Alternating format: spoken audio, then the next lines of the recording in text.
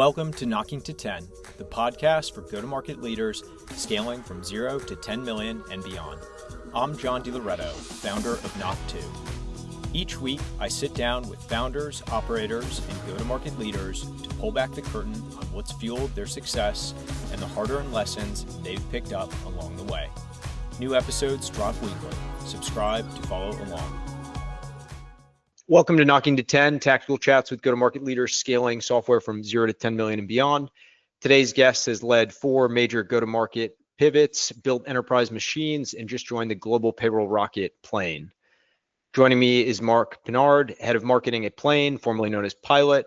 Mark's built marketing orgs across half a dozen companies, including Pipefy, Lob, Recurly, and Xero, leading over 100 product launches and driving massive ARR growth. Mark, awesome to have you on the show today. Let's dive in and let's see where it goes. Yeah, you've had some, very impressive run. And do I have this right? Were you managing a $25 million business within Intuit when you were like? I was or something. It was 26. And the funny story around that is that what had happened is that I had kind of gotten in on the PayCycle sales side. PayCycle got bought by Intuit. Okay. And when I went over to Intuit, sales was obviously different at Intuit. So they moved me into customer support. And John, I was terrible at it. I was just so bad. I could not manage, I was in chat, so I could not manage multiple chats, and it was pretty technical. So I kept, I had a degree in marketing. So I kept kind of pushing to get into a role there. And I ended up getting into an associate marketing manager role for QuickBooks for accountants. And I was there for about 6 months. And I had the best, to this day, even when I got the CMO title, I reached out to her, a woman, Lisa, and she was just the best advocate ever. Would take me knee deep in data and through pivot tables and everything and just teach me everything. And 6 months in, she left. And they had not backfilled for her. So it was death by fire on taking over the product line. But I had done everything from organizing product launches to doing the customer interviews to the messaging frameworks to box stops, reorganizing the box stops. I mean, we're talking about our Staples and Office Max days. The stuff that goes there was all on my lap. Wow. And even there was one point where we were behind on our revenue targets. And this is the time when I don't know if you remember Woot.com. I forget I'm 12 years older than you, but no, I'll have to. Woo, you said, or Woot? W-O-O-T. So what Woot.com was this website where they ran 50% off sales. Okay. And so it was pre-guilt and all that, and whatever the 24-hour 50% off. Cool. And so I ran that with our QuickBooks product and ended up I think we drove $2.5 million or something like that in sales. Wow. By just doing flash sales. Yeah, in 24 hours. And then there was a whole bunch. I ended up creating a subscription service. I realized that there was a segment of our customers that were just buying every year. And I'm spending money to market to these guys. So why would I not just set up an annual subscription and allow them to every year get the software, or a monthly subscription at the cost of whatever the software is so much up front. And that ended up actually catching on really, really well. And then it narrowed our marketing of what we're spending dollars on new prospects rather than just people that we knew were going to buy every year anyway. Interesting. Very interesting. Okay. That's crazy. So you, that was before people were really doing subscription. When you say box stops, you mean people were buying CD-ROMs in Staples? Is that what you're referring to? Physical software. Yep. Physical software of going down to their actual, local office management. Type in all their personal tax, business tax information and print out files and mail it in. So I was doing if they had one, man, I wonder if I still have one. They had you open up the box and it has all the latest product language on there and all the pricing models and everything else. So I was literally in charge of the layout of that and the execution, getting it to the printer and everything. Cool. We used to do at the beginning of every year, we would do kind of it's funny because I'm deep into messaging right now, but we would do the IDIs, but the IDIs were with a two-way mirror where you would physically sit by and you had a moderator in there. Yep. And I think for me personally, this is the number one learning that has kind of carved out the rest of my career and how I approach marketing is sometimes you believe your own language and the language that you use that makes sense, right? What do we do? This product or feature saves time, right? Oh, it saves time. Just use save time.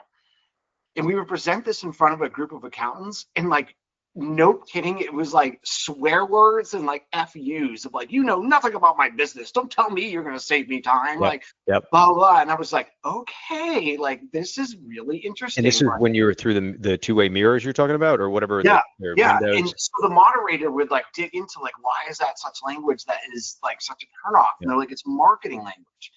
Right, it's language that they would be like an example of that. What would be marketing? You're saying will save you time, like things that you were coming up with. Yeah, like if you can't substantiate, and this is where I learned the difference, like very early on. If you can't substantiate save time in relation back to an actual process within the accounting industry, they call bullshit. Like they literally say that doesn't make any sense. You know nothing about my business or anything. So from that point forward, everything that I've tried to use around everything has been substantiated with numbers, right? Whether it's like on the Pipefy side from workflow automations and what that does into your department, right? Substantiate everything, because most of the people I've ever sold to have either been payroll or an accounting audience, or people that are working with numbers, IT, right? Like people that are very technical and think about things through this technical language. And I think that's like the number one thing I learned in my career is being very much focused on the customer. Obviously, I've grown up in product marketing, but very much focused on the customer, their narrative, what they care about, their jobs to be done, right? And I think that has actually come full circle, right? I think marketing in the early let's call it 2017 to 2022, maybe, right? I think marketing went in depth into one way of being very marketing-esque approach, right? Let's run like a playbook of digital ads and, all of these small tactical things that are completely online. And now it's come full circle back around, especially as people have gotten to cost-cutting budgets of saying, man, do we really know who our ICP and who they're making buying decisions from, right? Because they're being so inundated with so many ads and so many emails and so many marketing things that we've lost our touch and connection to the customer of what we actually solve for on the product side, right? And that's always been something near and dear to my heart. So even one of the questions that you had proposed is that like, how did I get from sales to marketing? When I was on the sales side, like I learned that like, hey, I'm just gonna pick up the phone and have a conversation with the person, understand their needs, what's their pain points, right? Like what are they solving for? And at PayCycle, like our product at that time was SMB payroll, and they were being sold ADP and Paychecks, these large expensive products that didn't make any sense to a small business with 5 employees. So when I would get on the call and just say, well, hey, if you could set this up, run it by yourself, automate it, right, relatively easy and everything else, it was an immediate light bulb moment that would turn on, right? And they would start using their own language to describe that problem. But when I looked at the language that they were using on the calls and how we were marketing it on our website and stuff, there was a huge disconnect. And that's when I had a degree in marketing. So I had reached out to our director of marketing at the time and said, man, I think I can help here. So I started running webinars, like small business and accounting webinars that actually turned out to be one of our most successful acquisition channels that we've ever had, right? Just doing a demo of the product, answering questions, personal one-on-ones kind of thing. And then we started utilizing that language on our website, and it actually was like kind of the rocket ship that turned PayCycle into a future acquisition from Intuit. But that's kind of like the days of me of then transitioning to marketing and taking kind of the learnings of like always being customer centric and selling on that side, to applying that to marketing. And even to this day, when I go through the hiring process, I try and find someone that has sold. They understand what it's like to be on the customer side. So what would you tell kind of like an early stage marketing manager? They're going into kind of their first management role to like, what do you think is like the best exercise to walk a day in the life of your customer's shoes? Then the first 30 to 60 days, it's shadowing sales calls or listening to Gong or pulling that information, right? And like truly understanding who the customer is. Like even when I was at Xero, what I used to do in Institute within the product marketing team, follow me homes. Like I physically wanted to go sit in someone's office while they were running payroll to see the anguish and the pain points of where they're getting tripped up. Right. And I think that's incredibly important. I mean, this day and age, you have Gong, so like you can sit there and watch. But I think the emotional value that a customer or prospect attaches to a certain thing or certain thing that you can then pull out as a keyword or language that you're going to use within your messaging, right? And I think that's the absolute critical thing. Yeah. Yeah. Do you actually like require it as part of your onboarding? You have your team watch like a few hours of sales calls. Do you actually have them participate in like shadow sales reps? Yeah. Even to the point that like at Pipefy, we then instituted on like, we had a relatively large marketing team around like 30, 35 people. And like, it was like on a weekly thing in which the company had kind of instituted, but for me, it was more around like refereeing and making sure that the team took the value out of it and understood why we were doing it. But they were required to actually listen to a certain amount of calls per week, right? And on the product marketing team, I was like, guys, do follow me homes, right? They were in Brazil, so a lot of them would go and like in Curitiba, go home and actually like, watch customers utilize and like how their product and where they're getting tripped up, or if there's screens or interactions in there. Because I think it not only drives value on like how we talk about things, but it also drives value back to the product team as well. Yeah. And I think it's important to establish that connection. Would you go so far to say that you think the entire organization should be like following this path? Maybe not required, but like, would you push engineers to, if they asked to, would you allow them to shadow sales calls? And 100%. And even when we're at Xero, I would grab a product manager with me to go to the follow me home. If they were available, I would grab a product manager and take them with me to the follow me home, right? And institute that. I think it's something that's incredibly valuable. And like, back to the point that I was making on the marketing shift, like I think that because budgets got cut and it wasn't as easy to dump money into paid ads, or paid ads that are effectively working anymore. It's now shifted back to more of a customer centric, right? Networking community. Like you can see the LinkedIn shift that's happening there. And because people are very focused on growing and growing efficiently, right? Rather than taking on capital, the foundation truly comes into like your understanding of the customer and the values and their needs and their pain points, and drawing a close connection with them on a human level. And like that's something that I think is incredibly important. Like growth rates is like, everyone knows this, right? In SaaS, growth rates have stalled. Marketing is getting pinched, right? And I think like it comes back down to people now it's like this like opportunity for product marketers now to become CMOs and full-time marketers, because of the relationship that they have in understanding the front lines and the messaging and like the buyer personas and like the go-to-market foundation, if you will. Because if that's not there, man, you're adding on like things, right, that don't make sense. And then as soon as those things stop growing, you're like, oh shit, I gotta go back all the way to the bottom and like start from scratch.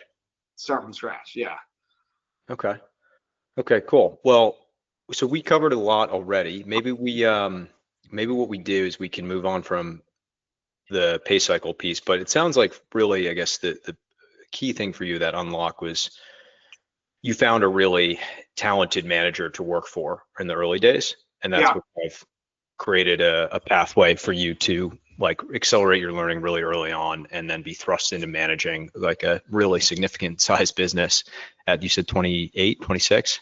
Yeah. 26. And I think like, for any marketing person, like I think it's finding a mentor, right? That you truly believe in, and it kind of provides you the frameworks to guide you into the right direction, right? Like I think a lot of it is like being naturally curious, of being able to turn over the rocks and think through the details, right? And like understand why things work. But it's also having a mentor there that kind of shows you the way, right? And that you see how they operate, and how they organize their meetings, and how they organize their reporting structure and everything else. That then kind of gives you insight on like who you want to be, right? And like it was a name, especially personality wise, right? I had Lisa, and then I had a guy by the name of Ian Vason, who ran the Pro Advisor program at QuickBooks. And when Lisa left, like Ian was kind of like my mentor. He was just like, man, like I wasn't reporting into him, but he was kind of like providing me the structure, and it was always somebody I looked up to. He left and went to Xero. So he was the first VP of marketing in the US at Xero. Okay. And when we were starting product marketing, it was like, come on over. I don't know if that we want that on camera, but like it was long enough ago where it's like, but like, and he's, I mean, like John, he's him and I have developed a very close friendship, even to the point of like when I was making the decision to join Plane, like I reached out to him and ran the idea by him, right? And I'm like, hey man, does this make sense? And like, what are the key things I should be thinking of, the gotcha moments? Yeah. Any stories that you think back to where he either challenge your beliefs or maybe force you to do an exercise that might have been a bit outside the box, when you think about like lessons you've learned from him? I think that one of the biggest things that when I came over, right, to Xero, and this is very, Xero at this point only had 200 employees. I was the 7th employee hired in the US. Everybody was what, in New Zealand? Yeah, everyone was in New Zealand. So New Zealand, UK, and UK was brand new, but New Zealand and Australia were like the kind of like the flagship countries, if you will, for Xero. Yep. Right?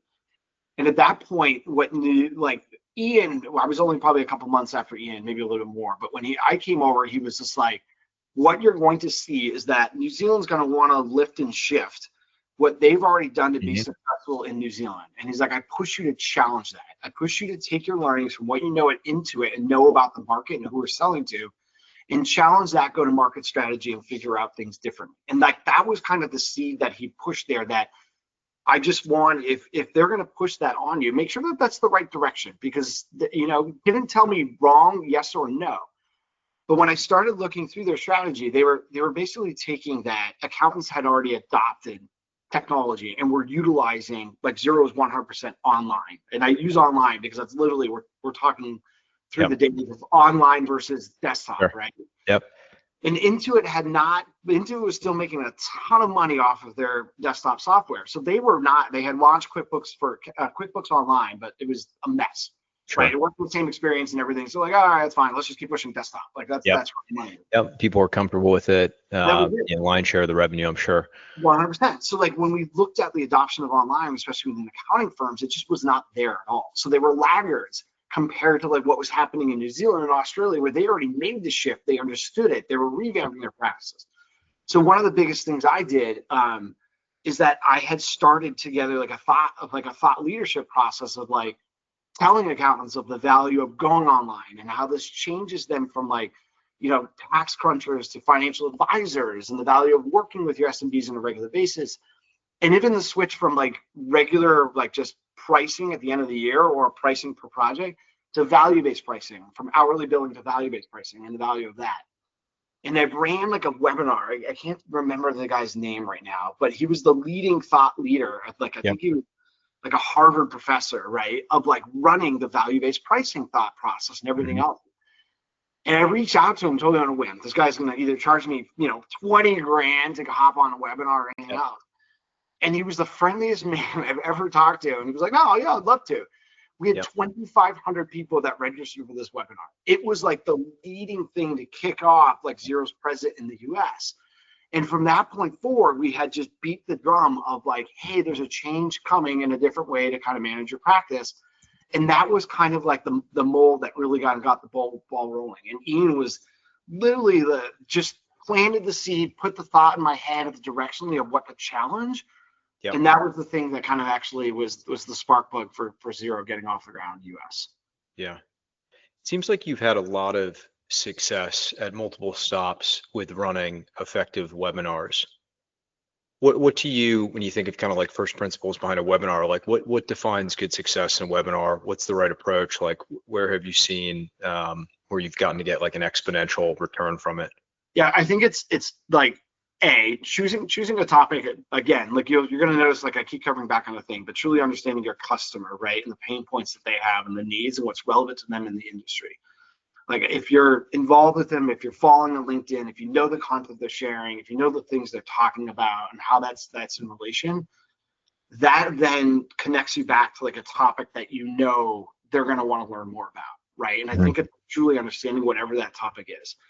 I think the next step is then finding a speaker that's engaging enough, provide enough information around that to be able to team up with you. And that comes with a cost. So like I always run the team with like, get a list of 10. Let's review that list. Let's reach out and understand the costs associated with that. Let's look at their followings. Let's look at how they're connecting with others, like how prevalent the industry are, right? Of showing up at conferences, that stuff. But I think like I'm doing that homework up front of like truly understanding the topic in relation to the speaker and combining those two. And then I think it's the preparation. It's funny because like the call literally before this, I just got off with trying to walk through like a webinar and like creating a marketing brief, which I think is like, to me, people are like, oh wow, you're old, but like a marketing brief to me is like gold. because Yeah. the organizer of the project understands like the details of the execution and distribution strategy, right? But I think like connecting the dots on the speaker, the thought leadership, and then reviewing the details. Like, what are the cadences that need to go out, right? Like, what are the reminders as we get close to there? And like understanding your plan A, B, and C. And what I mean by that is that you're going to get to a certain point where your A and your outreach execution is either going to be working or not working. And if it's not working, what's plan B? Yep. Right? Or what's plan C? And like then once we get to like the deadlines, what do the reminders look like? And like the other part of that is get sales involved very early on. Like they should be including this in their cadences. They should have things in their signatures that lead back to the event, right? They should be mentioning this to prospects on the calls, and ensuring that like there's goals and metrics in place, both on the marketing as well as sales side, to hold each team accountable for driving registrants and stuff. But that needs to be planned out in detail, right? And I think like that's really important to have that sequencing and to get the teams involved very early on. That's just a portion of it. Once the webinar is actually run, right, is make sure that the recording is there. And then after the webinar, the post is the follow-up, sending out like for the people that missed, the people that didn't, hosting the webinar on the recorded version on the website, and then taking snippets from there to use as testimonials, as quotes, as social fodder, as making sure it's posted on YouTube. All of those things. It's making the most out of the asset that you build. And even today, as we go back to like, Plain, we have a 3-person marketing team. I push the team to think through every project that you do, understand the outcomes and like how you can utilize that in the most ways possible. If you're going to create a webinar, if you're going to create an asset, like, make sure that you understand your distribution strategy and how you can repurpose that across several different channels. And I think like that's the key to a successful webinar. The other thing is always do a post-mortem, like take a step back. With my team, I've always utilized something called pivot or persevere, especially early on at like a company like our size or at other companies that have been early on, like mine, for instance, is that once a project or execution is done, did you get to the outcome that you expected, right? And if not, awesome. Would you then pivot away from that completely? Like, hey, try that channel, not attractive to our audience. Why? What are your learnings? Let's move away and try something completely different. Or persevere, tried that, got to 50% of our goal, but I think if we did X, Y, and Z better or tweaked this, it would work really well. Awesome. So then let's tweak that and let's get and persevere and do it again. And that's always really important to have that, especially with small teams, to understand the execution details that go into it, what worked, what didn't work, and what can we do better. Last question on webinars. How important is it to bring like an A-lister to that webinar to like the success of the webinar? I think especially early on, like for Xero, for instance, when like even though Xero had been successful, it was still a brand new brand of the US, or even something like Plain or even like Lob, which is pretty early too. I think it's really important. Why? Because they have like when you're still building your brand, you're still creating brand awareness. They already have the clout and trust of the industry as being a thought leader in that space. Right. And so if you can attach that someone that's going to agree to work with you and be a part and support your brand, obviously, as well as the social promotion of it, that is something that actually supports the industry, at least puts you on the radar of like, okay, who is playing? Like, what are they? What are they? And why is whoever speaking on their behalf or working with you on that front? So to me, it's some of like the most important marketing dollars that you can spend early on, because again, going back to the outcome and the utilization of that afterwards in the recording version and your social proof and everything else. So I think it's probably like I would say like top of the list of importance. Yeah, that's great feedback. So I said it was going to be the last question, but a follow-on would you tell people, so oftentimes I see frequently on LinkedIn, two earlier stage startups doing something together, co-hosting, but they might be cross-pollinating their customer base, but at that point, both of them are kind of, I would say, lesser known brands. Would you perhaps maybe discourage that practice, is to say that you're not going to get your bang for your buck? I wouldn't discourage it. I would just understand like the outcomes that you're driving towards, and then clearly work on the strategy of what that looks like. Meaning that like, if we're not competing products, but like, for instance, like playing right now, like for us, we haven't dived into the benefits space as deeply as we want, right? And that's a strategic direction that we don't know, but like, or like a million other payroll products. So if there's a way that we have an integration with a really great benefits product that we know benefits, then act on to playing, that gives you a full service solution, or any other product gaps that we might have that haven't solved for, which we can team up, right, and understand that there's an innovation opportunity and go and like tell that story, especially around a customer pain point. I think that's great. And then it's just the decision up front of making, like, how do we divide the leads? Like, how do we then have consistent communication where it doesn't muddy the waters and cloudy? So I think it's okay. I think devil's in the details of like on the execution front from it. Yeah. Okay. Makes sense. All right. We covered a lot just by freewheeling, which I love. But maybe what we can do, and cognizant of time here, are you good on time? I'm good. Okay. I don't have, let me just double check that. Yeah, I'm good. My next is at 12. Okay, cool. Why don't we do this? Why don't we jump to, you've had a pretty unique situation where you've taken two companies and you've flipped the script. You've gone from SMB to enterprise. Yeah. I think there's a lot there to unpack. Particularly, it seems like you have a big focus on sales enablement on making that successful. So if you're cool with that, I would love to jump into that, because that is historically one of the toughest nuts to crack. Let's do it. Would love to jump into that. So, I think at least two times you've gone from pipeline that was close to 75% SMB and reached north of 80% being enterprise. I guess my question to you is, how do you essentially, rewire an airplane mid-flight, and how do you get everybody rowing in the same direction? Yeah, I think the first thing that's really important is to ensure that this is a data-driven decision of what's actually happening in like within your sales and marketing teams, right? And your product teams as well, because you got to have an enterprise-ready product, right? And what I mean by that is that I think that a lot of CEOs will get swayed on like, we need to go up market because there's a higher ACV value that's attached to that, and we need to hit revenue numbers for X, Y, and Z, right?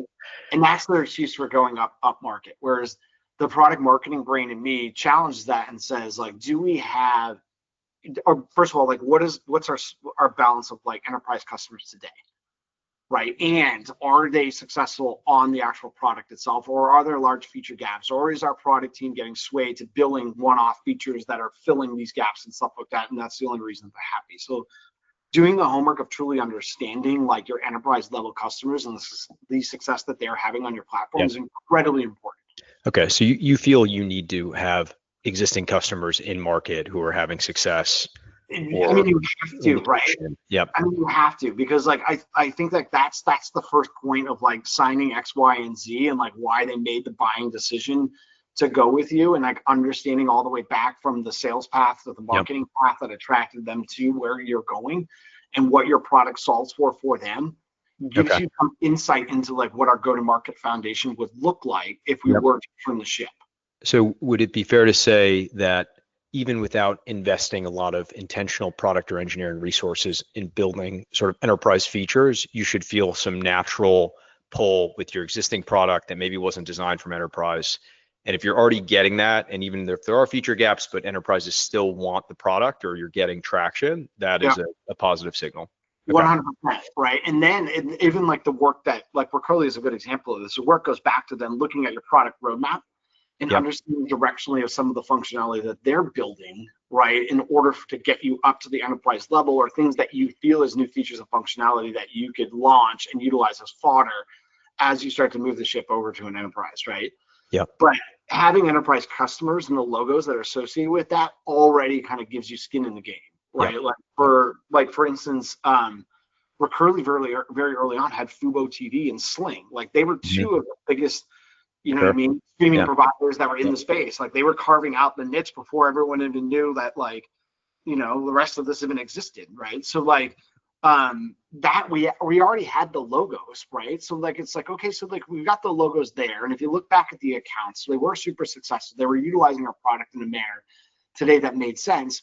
So how then can I go carve out a motion of what their success looks like to other streaming providers that are kind of behind them and, like, you know what I mean, trying to get into that space or whatever it might be. Yep.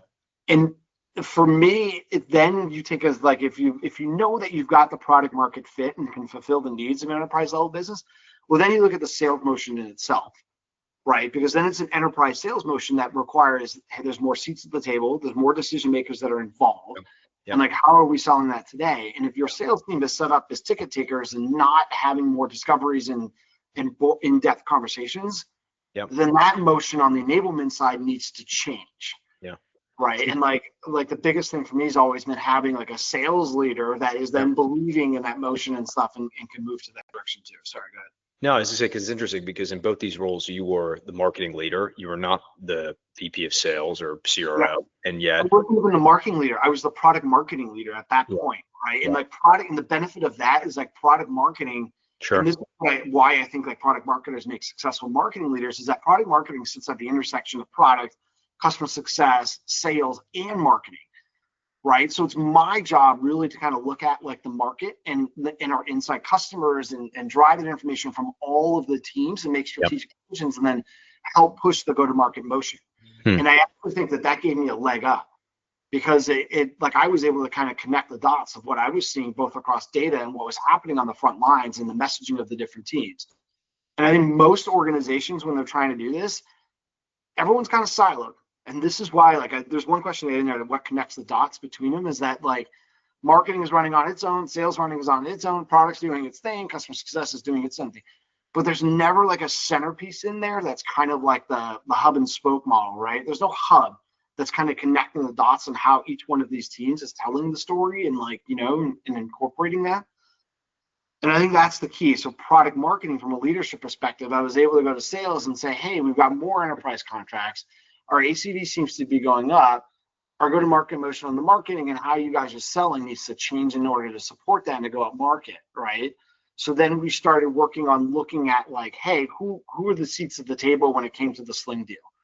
You know, and there's 5 people there. Okay, so fine, let's evaluate the cares and the needs of those 5 people and develop out buyer personas and, like, you know, enablement materials to be able to support conversations across that. Right. And it got down to, like, your finance guy's going to ask this, your IT guy's going to ask this, and, like, you know, and start to be able to plug the holes and have more of a value add conversation with these people, and that you're connecting the dots across with them.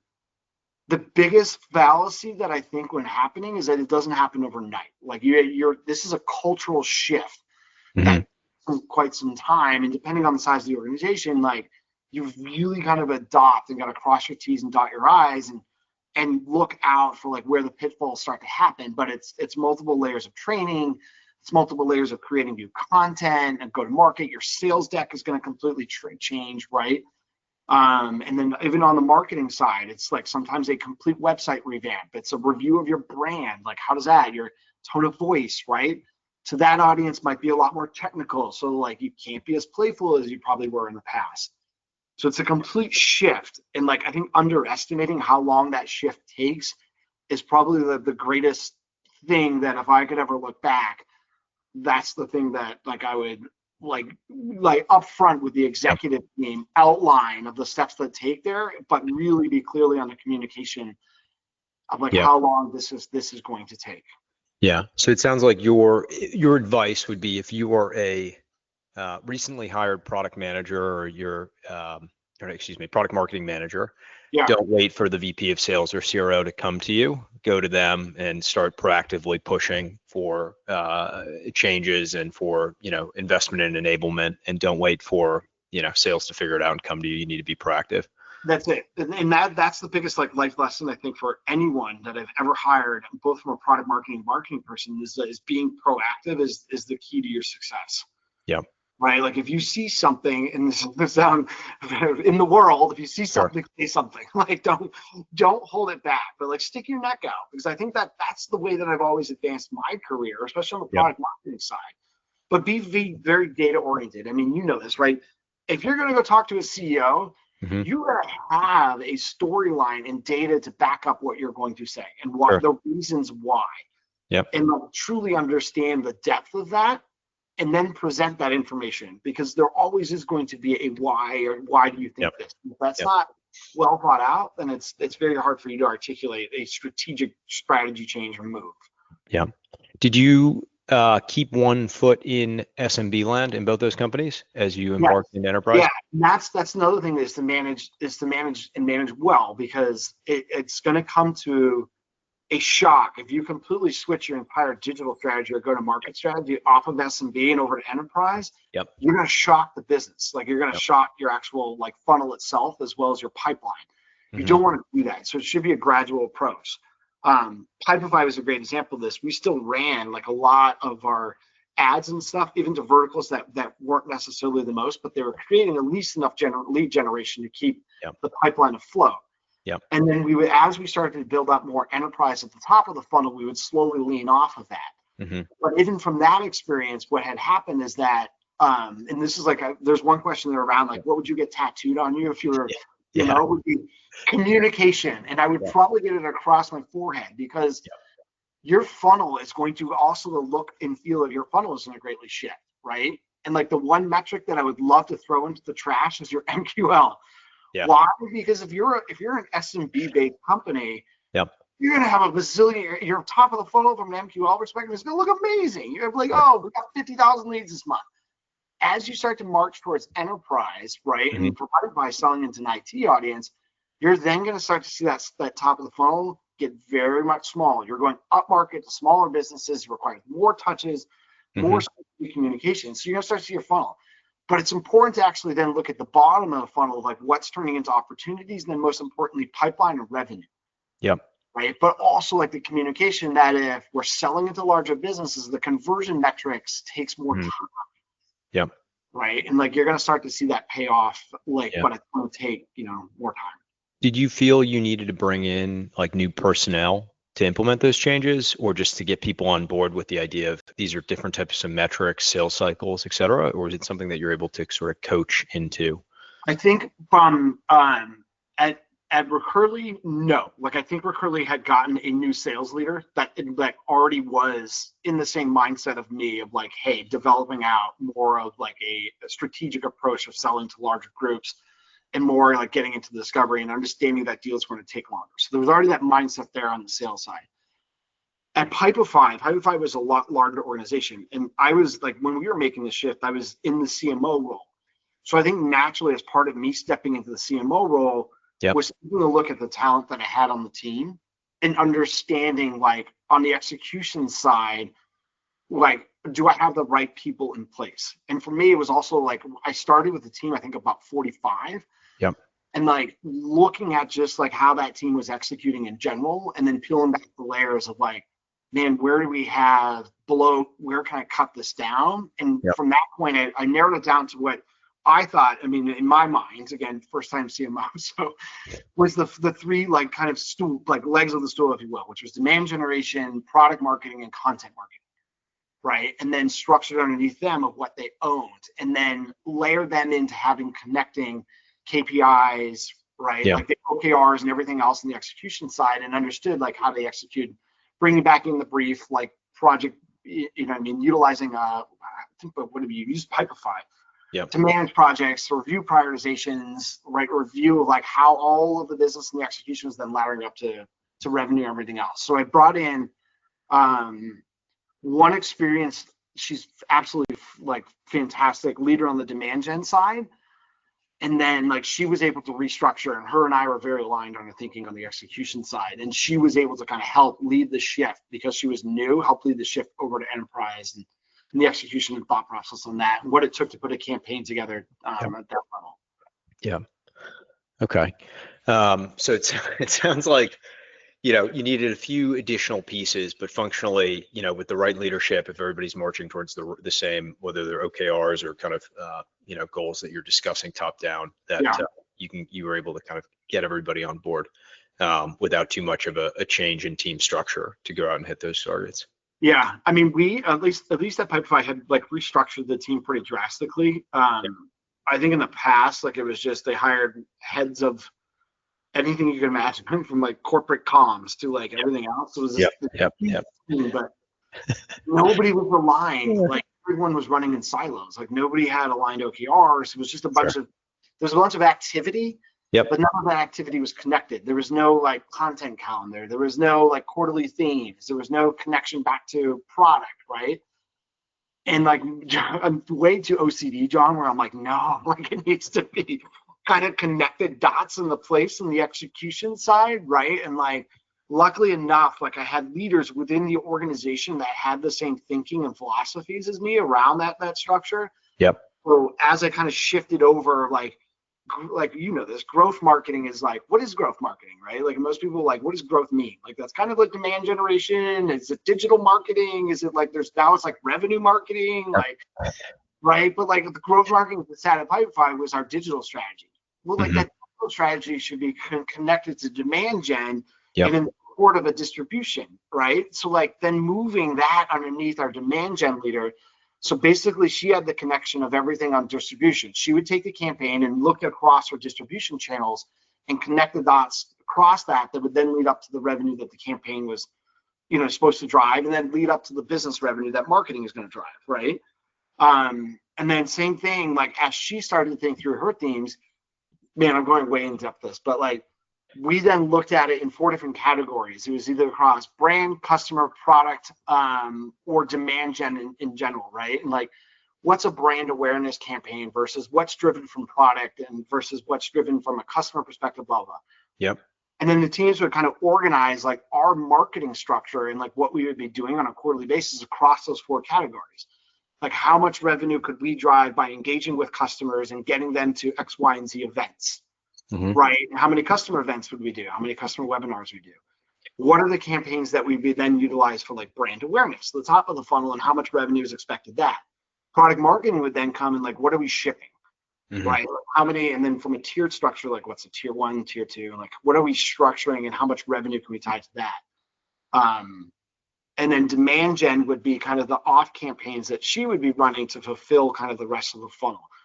But all of that was kind of like connected, and that's how the team were then connected. Content marketing, how do I support the things that you're doing, blah, blah, blah. But I think like understanding and getting the basics in of how the team's executing is really, really important. How worried are you about attribution through this whole exercise?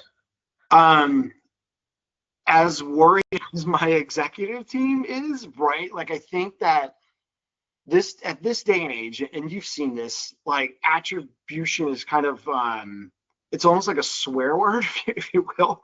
Right? Because like I think that like where companies fail is that if you do not have a close connection between marketing and sales from like day one and how you're reviewing what success looks like, then it becomes finger pointing, right?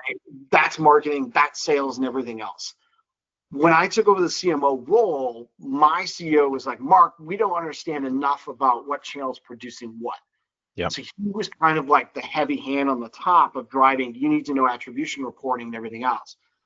But Pipefy is a 9-year-old business. There's a lot of history that went in there. And like, if I was to step in the CMO role today or asked you, like, there's a lot of questions I would ask, because as I started to peel back the layers, like the attribution modeling and how our sales force like was set up, none of that had grown as we got more sophisticated on the marketing side, right? And like, we didn't even have a marketing operations person in place who like literally would have been my best friend from day one to kind of make the sense of madness, right? Like of like how all these data points connect. But like if you get too far in the process, like it's really hard to unweave that web.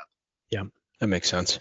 Okay, let's switch lanes a little. I want to make sure we have some time to cover present day. Talk to me a little bit about Plane. You're in an incredibly competitive category right now.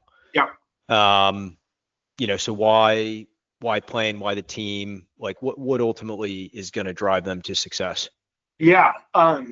I think coming out of the CMO role, for me, it was really important just to kind of take my time to figuring out where the right fit was, right? And like what I wanted to. I always use this analogy, which sounds funny because I'm grown up, but what I want to be when I grow up, right? Like what is valuable to me now that I have a 6-year-old daughter and like right a lot further in my career. And I think there was a couple things there, right? It was the connection to the CEO and like really like understanding like their mental model of when it comes to managing marketing, and their understanding of like marketing and what marketing contributes to the rest of the business, right? And I also think it's looking at the opportunity from a marketplace. Like for me, like growing up in sales and stuff, I'm kind of like a product nerd. Like I enjoy the product and truly understand the connection it has to the customer, what it solves for. Yep.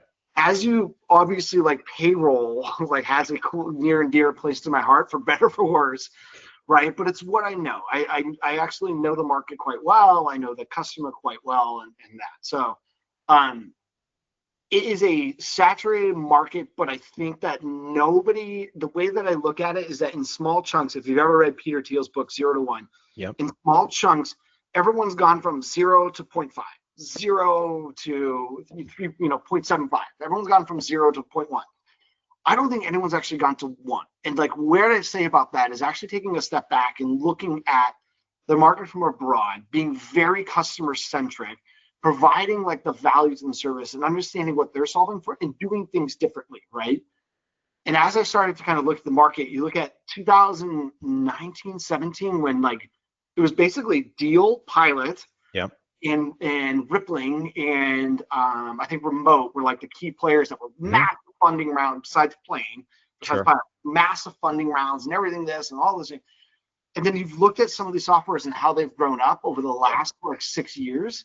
And it's like they've just gone to feature parity. Let's drive, add more features, go up market. Like let's just solve for everything that our customer wants. Yep. Right. Whereas Matt and Stasek have kind of built Plane in the model that is, I think, ideal to any SaaS startup today. Is that like no, let's take a seed round, let's get things off the ground, but let's be very customer centric and build something that our customers want, and kind of stay away from like just adding features on to grow market share and like get into there. And from that philosophy of slowly building and slowly growing and not being too like fast at dumping money into sales and dumping money into marketing and all of like the flashy things that go on with it. Yep. They've built a sustainable business that is growing and growing profitably. And that is super attractive for anyone diving into like the role today, right?